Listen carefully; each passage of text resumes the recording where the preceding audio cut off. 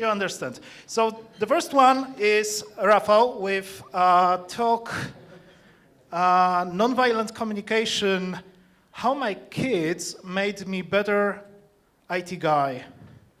So let me set up the timer. Yeah. Yeah, so this is for addition to of the title. So my talk's not going to be about, no, not yet. Not technical at all. So my name is Rafał. I have 2 kids, and I've been through certain things. I'll tell you in a while. Okay, start. So on the 31st of December 2012, my son was born, and obviously it was one of the most important situations in my life. But after some time spent in the hospital, then you go back home, and the roller coaster begins.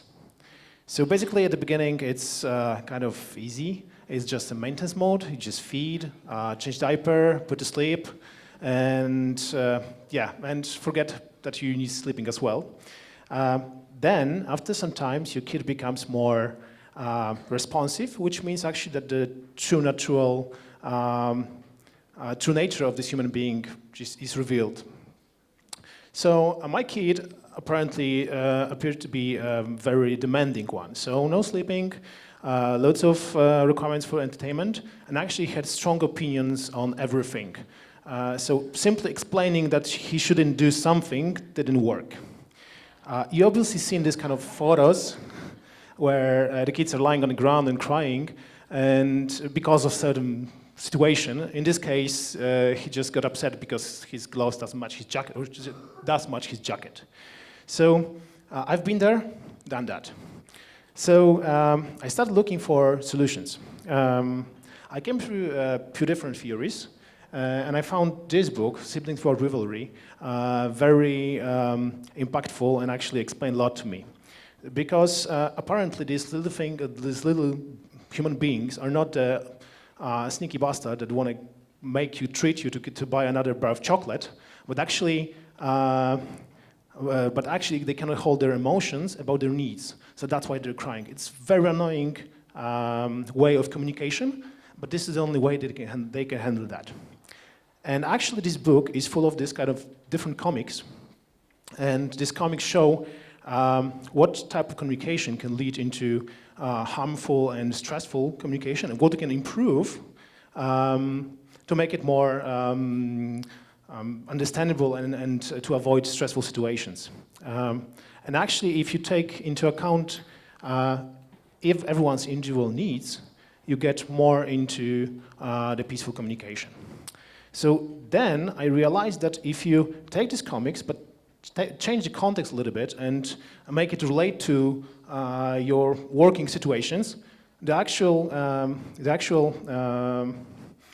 principles are the same, basically. And the whole concept is known as nonviolent communication, and was introduced in the 1960s by Marshall Rosenberg. He was a mediator in the school riots in the south of USA, and it's based on the assumption that human beings had great capacity for compassion and empathy. And we actually turn into violent and harmful situations because we cannot find any better strategy to explain our needs. As, for example, like in conflicts between individuals and groups actually arise because of miscommunication. And it's even more impactful because of the manipulative language, like fear or guilt or shame, for example. So how to avoid that and how to improve? So basically you have to get rid of comparisons and blaming when you're communicating with each other, and focus on facts, the context, and the feelings and the needs of the certain individuals. Focus on goals and take clear actions. And actually it doesn't mean that you cannot say no. It just means that you have to explain what this no means to each other. And it works perfectly. So in my case, it turned out that with the kids it works pretty easily. But you know, with the kids it's easy because with the kids you have a constant feedback. So you say something, you get a feedback, and you get a situation like they're crying or not, or something like that. With the adults, it's much more complicated because we're biased. We're biased with our feelings, with our approach to things. So to get into the actual thing behind our behavior and our actions, it's much more important and much more difficult. So you have to ask much more questions. So right now, what I do, I just do not say, it's like, what an idiot, do something. But I focus on the certain feelings and certain behaviors that led this person to do certain thing. You may think this is kind of a psychology and it's not used. Okay, it's used by Microsoft, for example. Satya Nadella asked his top management to go through NVC. And I'm almost there. 10 seconds. Never mind. So keep calm, have patience, and use empathy. Thanks. Cool. The next one will be Paweł Piwosz. Paweł? All right. And Kuba is getting ready. Okay. So, Paweł will tell us what is wrong with DevOps, or DevOps. I don't know, there's like this X over O.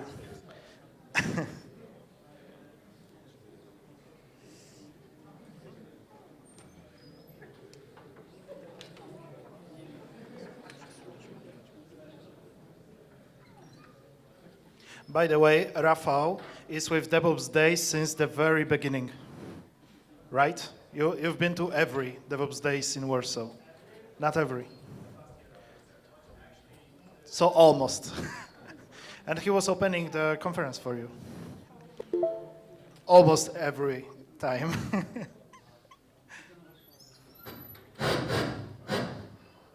That's not me. Okay, so you have 5 minutes. The stage is yours. Thank you. Okay, hello. So what is wrong with dev something ops? So how many of you, your official role is dev, test ops, dev, sec ops, or something like this? Hello. Okay, so okay.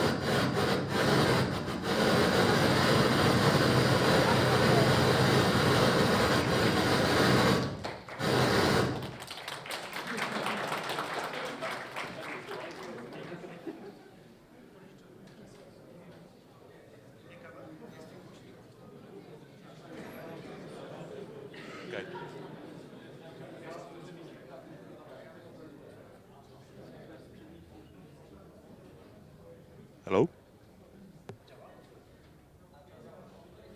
Hello?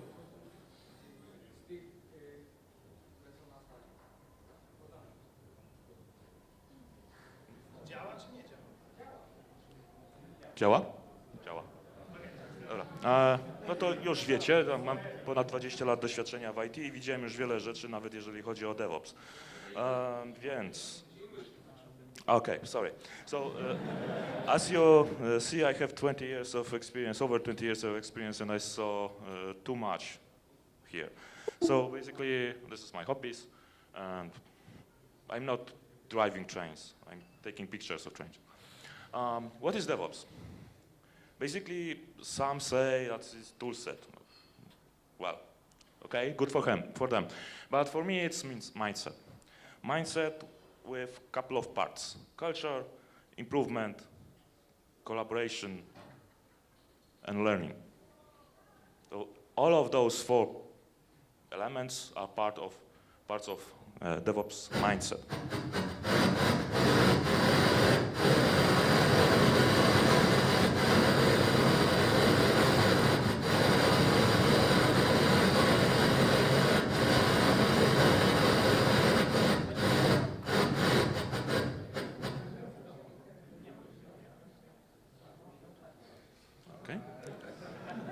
We can go back. All right. So this picture everyone knows, right? It's our most famous loop, what we are doing as a DevOps. So we have Dev and we have Ops, right? And we have DevSecOps. What that means? Did you hear about this? Because I did. The same situation like before. That may be something like this. It's not the military something, our monitoring. But maybe DevSecOps. Why not? I heard that, really. So let's try. Will be here? The sec in DevSecOps? I'm not so sure. So maybe here. Here? Okay, sec is too hard. Let's try with test. Wait, we've got test, right? But really? Maybe here. Okay, it's too hard as well. This will be better. Okay, so maybe monitoring.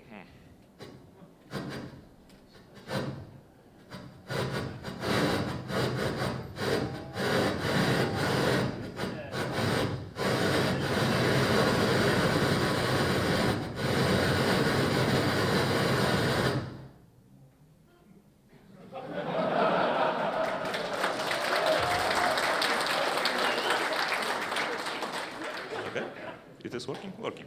All right, so maybe let's try a different approach to this. Let's remove this and dev something ops, right?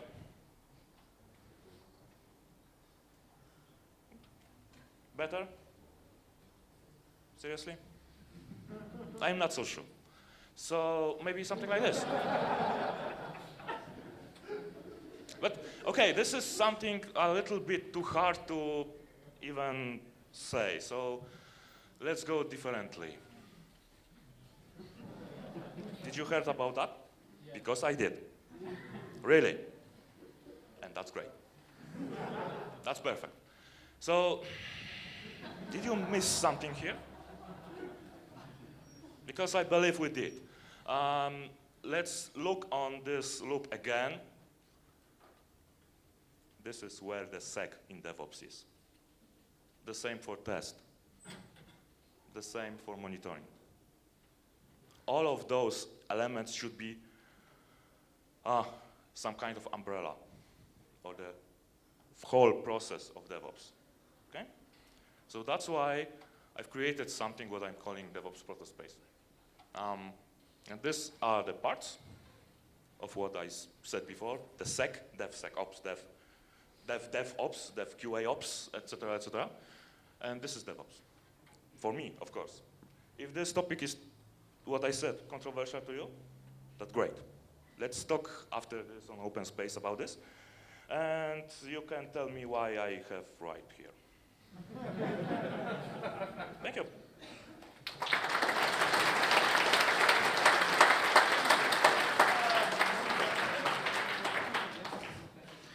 Apparently this place doesn't like us. Nah, this should not happen again. So, Kuba will tell us about Elastic, how we migrated 300 terabytes of Elasticsearch 2 docs to Elasticsearch 6. No fun. Lots of profit. Yep. Set this on.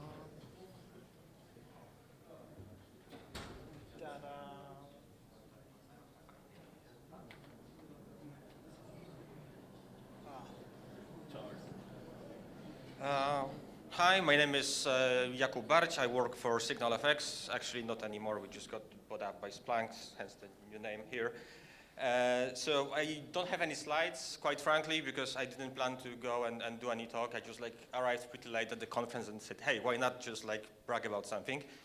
And I prepared completely nothing. I just figured out I need to.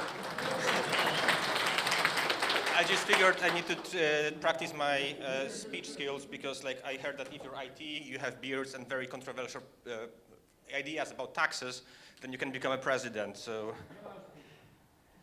Anyway, so what we did and why we did that. We are doing that, so we are a monitoring company, and I learned that we are using Elastic. And the first time I heard this, and I talked to a friend of mine who introduced me to the topic, I asked why.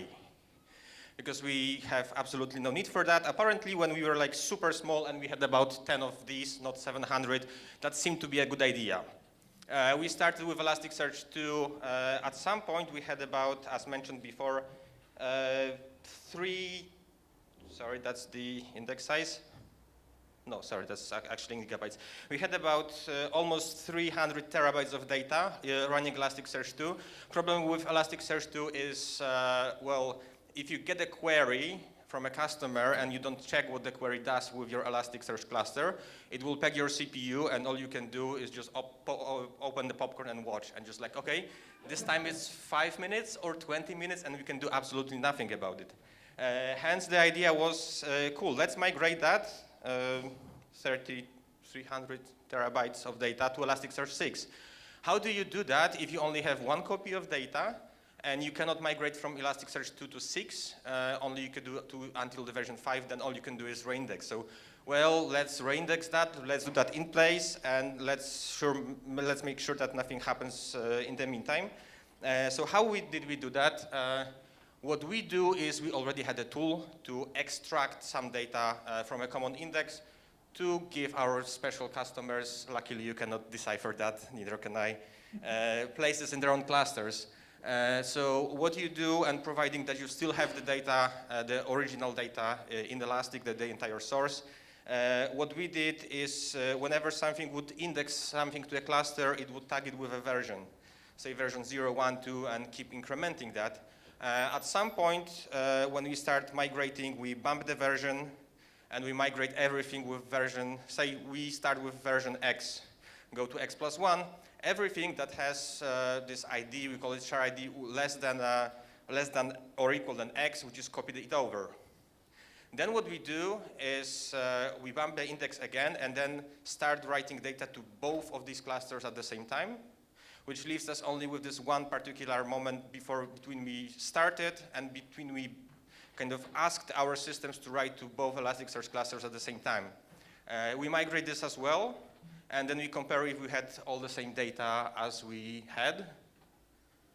And well, then do the very same thing, because it still gives us some time to roll back if anything happens, and we did judging by the charts, definitely. And once you have that, you're pretty much on Elasticsearch 6. All of the data that you had, you get on the new cluster. You can dispose of the rest. Why is it important? Because the Elasticsearch nodes that we are using from Amazon are terribly expensive. And if you have 700 of them, then the faster you do that, the better. Anyway, if you have any questions about how to migrate your big Elasticsearch clusters between versions and not burn yourself and do that fast, well, I'm available later.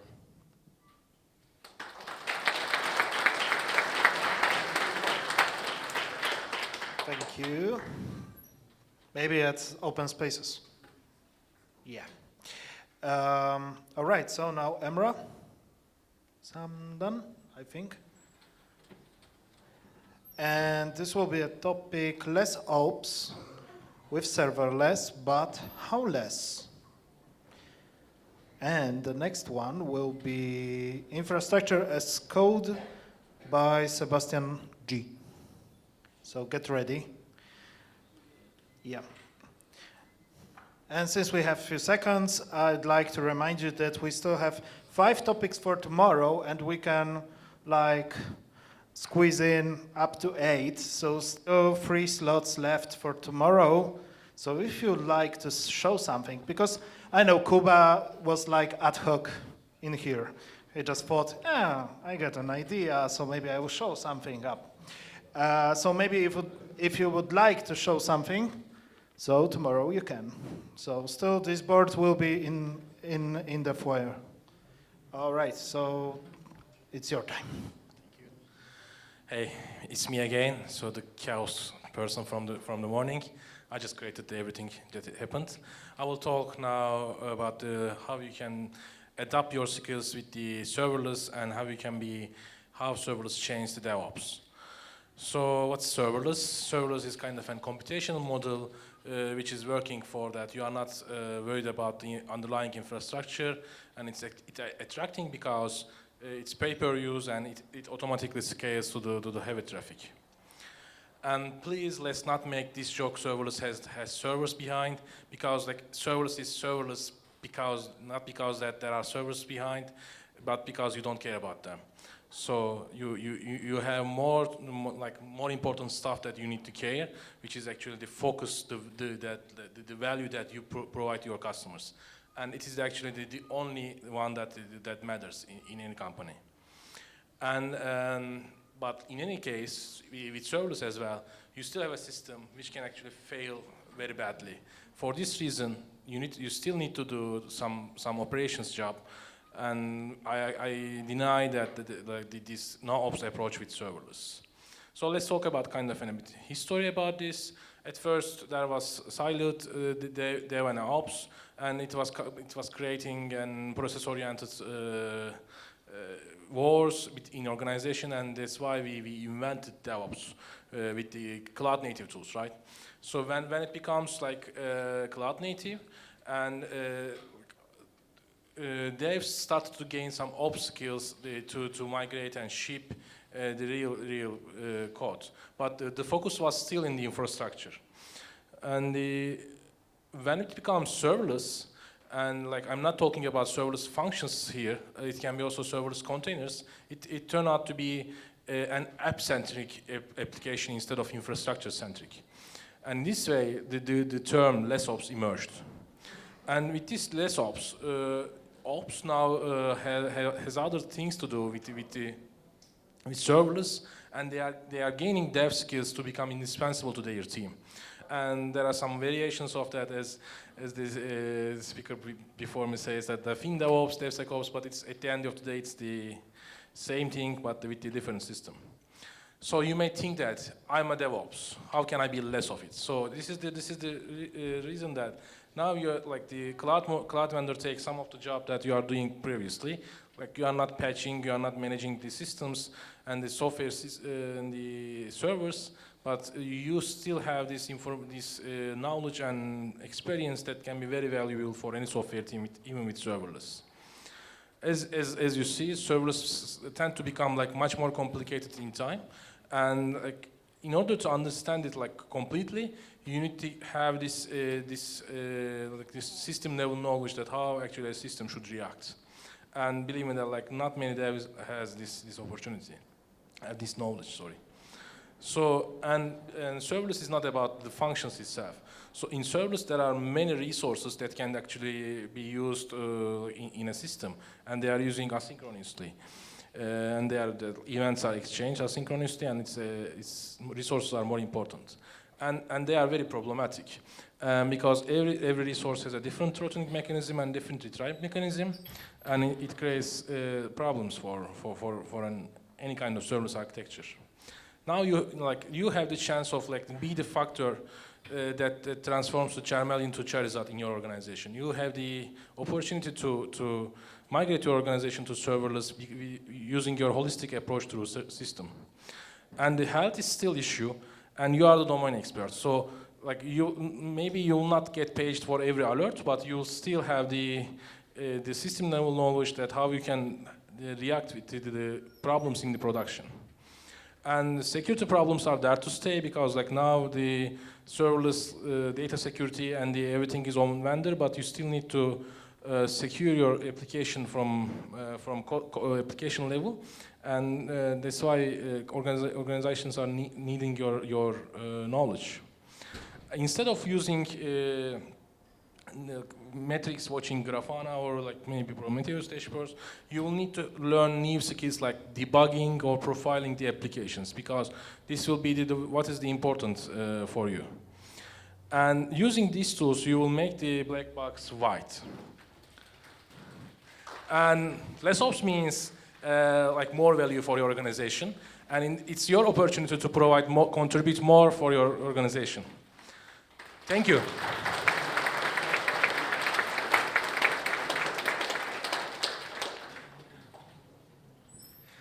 Okay, thank you very much. And now, infrastructure as a code, Sebastian. Wow. I didn't even notice. Like a ninja. All right, so.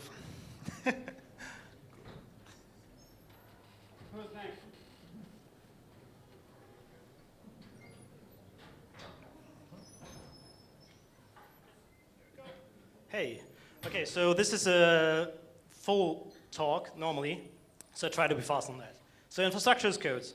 I'll skip my slides, so it'll probably come down the previous one on Elastic, but yeah, I work on Elastic, but I'm covering something very different. So do you know what these 6 lines of code will do? Not really. They will create an entire infrastructure for you with 52 resources, including private cloud networks and subnets and route tables and net gateways, a Bastion server, instances, internal network access, even using the Elastic container servers, security groups. On top of that, it will use Docker, have Ubuntu installed on all the services, and also manage your S3 buckets for logs, metrics, alarms, and DNS. Everything is included in the 6 lines of code. So how did we get there? Let's start with a single server. One application was one server at the very beginning. Another application was yet another server, physical one. So if you wanted to have a third application, you had a third server. So basically you had to over-provision because, yeah, so you need all this servers in your, basically, like co-location center. It got better, so we got virtual machines, and now we have containers. And we started also outsourcing a lot of things like DNS and CDN, so hopefully nobody's doing it on their own anymore. And we also have a lot of like infrastructure as a service platforms, platform as a service solutions, software as a service solutions. From left to right, it would be AWS, Google App Engine, and GitHub, for example. So these are the things.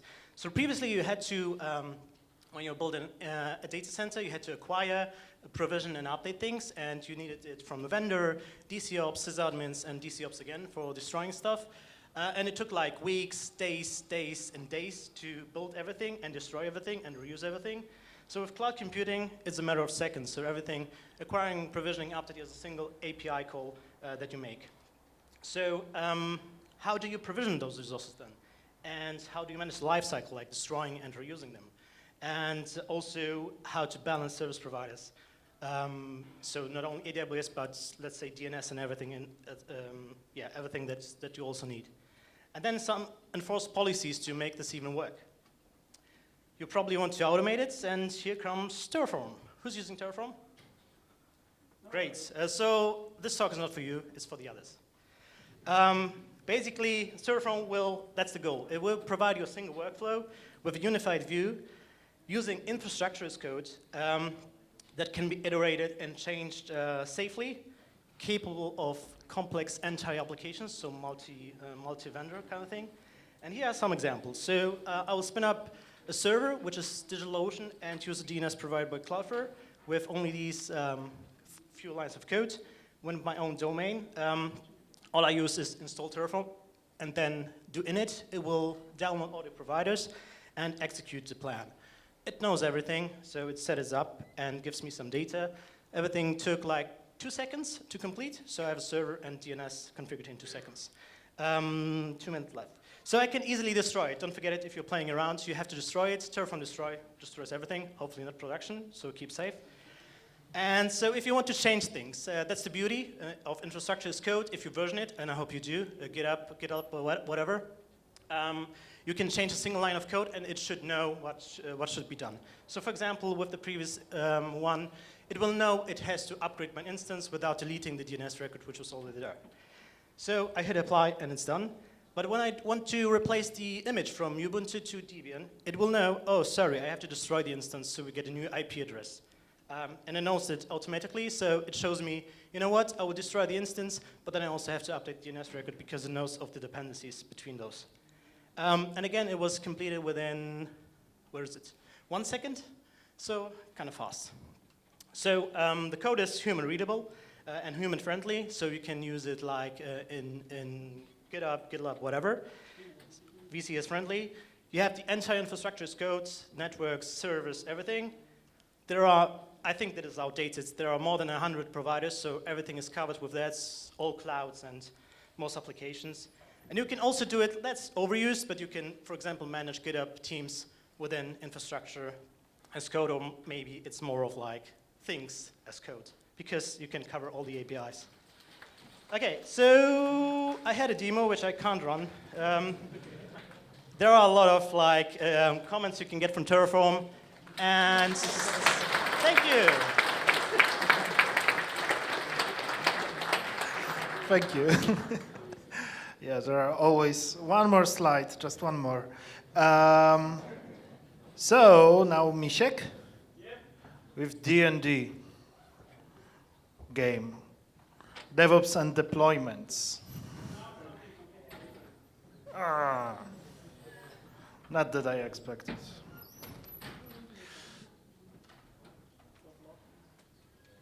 After this one, we'll go straight to the open spaces, because it will take us like 15 minutes to organize.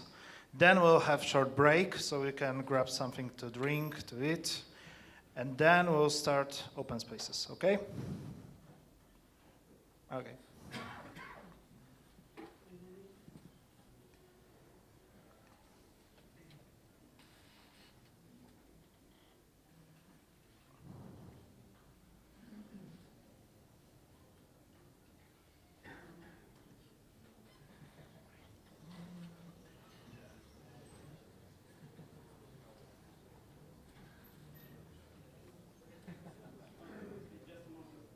Spoilers.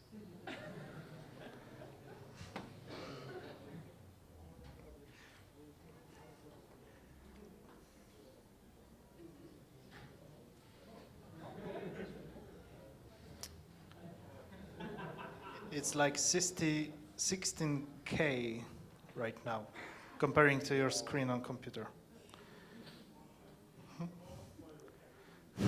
Small spoilers. That's right.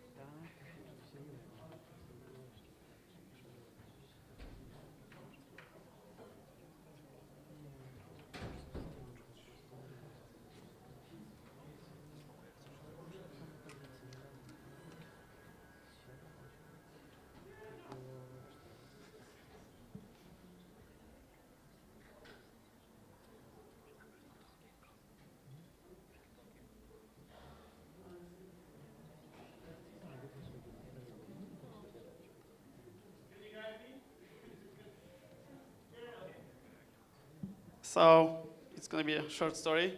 Yeah, I think it's going to be shorter than that. Let me tell you a bit a story about what happened once in our company, where we were sitting in the room and one dev was saying, "Hey guys, something doesn't work, so maybe could you help us?" Yeah, no problem. We just rushed in, started to do the stuff, and everything is fixed. Yeah, fantastic. How did you do that? Yeah, you know, guy, because we have experience. We've been there. We have extra skills, and you know, if you are in IT, after a few years, you have 10 points extra for the aura for dealing with this kind of stuff. So we started to joke around that, yeah, I've once had a problem like that, and how could I fix it? And we started to talk about stuff we were doing on a daily basis. And apparently, it started to to be like war stories or the fantasy game. And we said, yeah, but what do you mean by that? Yeah, well, we could, for example, create a game that you are a developer and you have extra power to create some frameworks because you're a front-end specialist. When you're ops, you are resilient to failure and stuff and so on. So the idea was, this looks nice. This sounds really interesting because we know we've been there. We always dreamed about this. And I always wanted to create a game. So maybe this could be a project that I'd like to create on my own just for fun. Because in my mind, yeah, this sounds like a good idea. I'm pretty crazy. So why I could try to do this, yeah? And maybe someone could also use that. So I just rushed in, tried to be so very awesome, and decided, okay, let's see what we've got on the internet. Once I was playing Dungeons and Dragons, but it was very recently, like 20 years ago.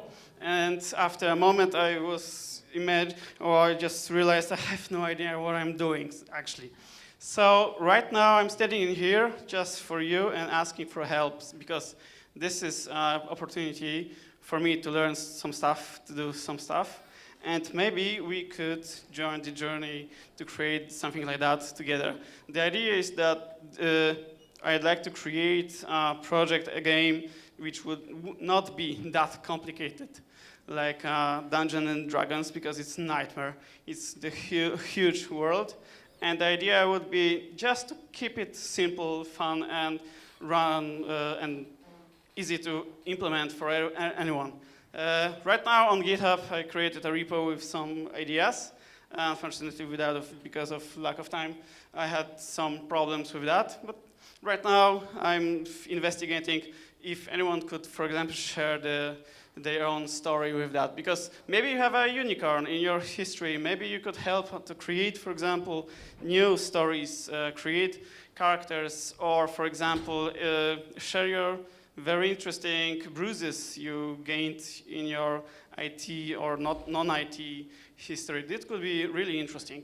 And of course, what are the takeaways? Because one of them is, for example, you could create a game for your team to understand, to encourage them to show, hey guys, the IT, the development of the software is not that easy. So maybe you could just join us and see what's going on in our mind. You can, for example, for a moment, be a developer ops and see what kind of problems we have.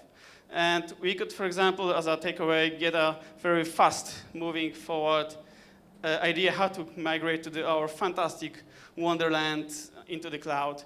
If not, maybe you could use this for game days, for example, case days.